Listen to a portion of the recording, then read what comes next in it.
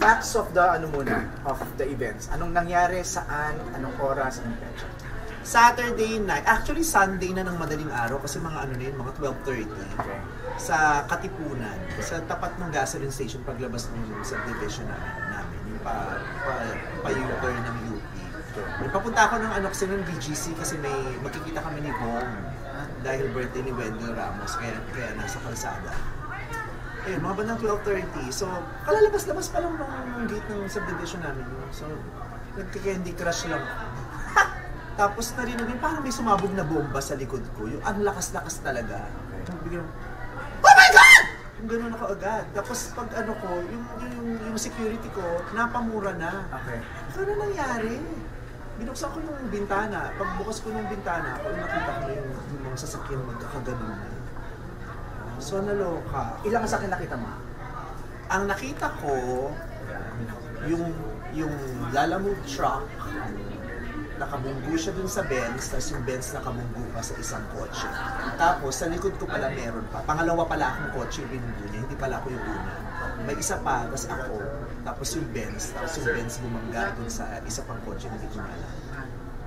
So nung nakita ko, sabi nung security, boss, huwag kang bababa. Sabi ko, yung driver ng Benz, kasi yung salpak niya, ito yung Benz, ito siya, ito yung truck, nandito sa driver side sa driver side. Kaya feeling ko patay o duguan. Sabi ko, yung driver ng Benz. So bumaba na ako. So chinek ko. Tulala silang dalawa, mga bagets, magjowa.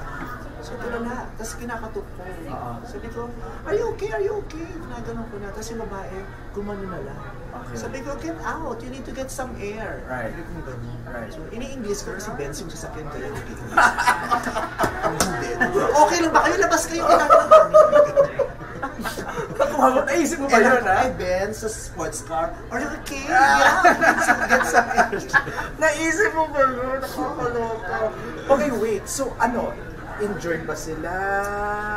Nung pinalabas ko yung driver, sabi ko, anong tumama ba yung mukha mo? Sabi niya, kumampas yung ulo niya sa bintana. Pero hindi siya nagdudugo. Sabi ko, kailangan mong pumunta sa clinic. You have to have yourself checked. Sabi ko gano'n. Kasi for now, baka wala ka na yung nararamdaman kasi ano ka pa eh. Kumbaga in shock. Tama. Diba? Tama. Pero ikaw wala kang naramdaman din. Wala. Alam mo kasi yung sasakyan ko, sobrang tigas daw nun. Okay. Yung sasakyan ko kasi, Cadillac Escalade. Okay. Sobrang tigas doon. Kaya nung nakita nila, sabi niya, sa sobrang tigas ng kotse mo na nawasak yung likod, ibig sabihin sobrang lakas ng bangga. Kasi hindi yan mawawasak na. Tapos yung kotse ko, gumanon, pero alam mo, yung para lang may sumabog sa likod ko, pero hindi ako na-shake, walang ganun. Okay. Sabi ko, ang sobrang ganda nung sasakyan na yun na hindi ako, walang wind down. Maganda yung shock absorption niya, yung tunog lang talagang malakas na parang nasa loob siya ng kotse, ganun siya kalakas. Right. Kaya ang lakas ng tili ko. May nakakuha meron kaming parang, nakita namin yung isang bystander, nakunan ka ng video, na inabutan mo pa daw ng tubig. Eh kasi namumutla sila eh. Siyempre lahat kami shocked, di ba? So sabi ko, are you okay? Tapos gano'n lang siya, opo. Sabi ko, kunin mo yung tubig ko sa kotse, sabi ko sa security. Kasi inabot niya, pinainom ko siya. Tapos sabi ko, ikaw din uminom ka, kahit di ka nauuhaw. Sabi ko din sa driver ng Benz, tapos inom din siya. Tapos ako din, inom ko na rin tubig kasi hindi ako makahinga. Right. Tapos pinuntahan ko rin yung driver ng truck. Okay. Sabi ko, kuya, okay ka ba? Sabi ko gano'n, kasi tulala din siya. Eh yung buong windshield niya, tumasak yung buo. Sabi ko, okay ba, tumama ba yung mukha mo? May masakit ba sa'yo? Sabi niya, naka-seatbelt naman po ako. Yung gano'n siya. Pero sigurado ka, walang masakit sa'yo. Hindi siya lasing. Tinanong, hindi siya nagsasalita. Sabi ko gano'n, nakatulog ka ba? Lasing ka ba? Tapos tulala lang, hindi siya nagsasalita. Pero paglang bigla siya. Sabi ko, gusto mong bumaba? Sabi ko, gumagano'n siya. Kahapon sa Showtime, parang may pakiusap ka. Oo, kasi siyempre, nung inano namin, sabi ko, ano ba tong truck na to? Lalamove truck. Tapos yung pinag-uusapan namin, tinatanong kasi ako ng pulis, nasampahan niyo ba yung driver? Sabi ko, sino bang sasagot? Kasi ang sabi daw, hindi daw sasagutin ng Lalamove. Kasi sagot daw ng, ng contractor. Okay. Nung may-ari ng truck. Sabi naman daw nung may-ari ng truck, hindi daw nila sagot. So sa driver nila ba sasagutin? Siyempre, oo, tama. Kasalanan naman talaga ng driver. Diba? Pero nakakaawa din, di ba? Paano niya sasagutin yung Cadillac at Mercedes-Benz at may dalawa pa siyang nabangga, paano niya yun, di ba? Paano? Kasi sabi ko yung pakiusap ko, sana tulungan naman nila yung driver. Tulungan ng contractor niya at saka ng Lalamove. Total, malaking kumpanya naman kayo, di ba? Ano ba naman yung, siyempre, tulungan, di ba? Bigyan na lang naman kayo dyan. Hindi yung biglang sa driver yan. Tapos yung driver, nag-overnight na siya dun sa presinto kasi ayaw naman namin siyang sampahan.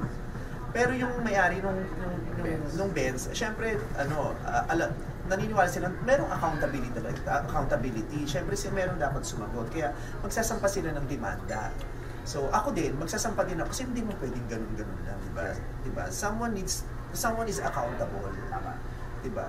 Kung yung driver man ako, pero sana, bigyan naman ng assistance nung Lalamove at saka nung contractor niya, wag namang iwanan lang na mag-isa yung driver. Kaya sabi ko, tutulong lang ba sila o magbibigay lang ba sila ng reaksyon kung may namatay? Di ba kasi ganun yun, may namatay dun sa aksidente. Di ba magre-reach out yung kumpanya, magbibigay yung support kit, walang namatay, walang ganun. Di ba? So nakakalungkot din na iniwan parang hindi ko alam kung anong usapan nila, parang naiwan sa ere yung driver. Diba? Pero talaga naman kasalanan yung driver. Pero syempre, di ba? Kasi what if may nangyari din sa iyo? Nangyari din sa dalawang nasa Benz, di ba? So, syempre meron namang accountable. Sana yung mga sakat sila na magkakasama sa grupo, magtulungan naman sila. Tama. Okay na ako dyan. Maraming salamat.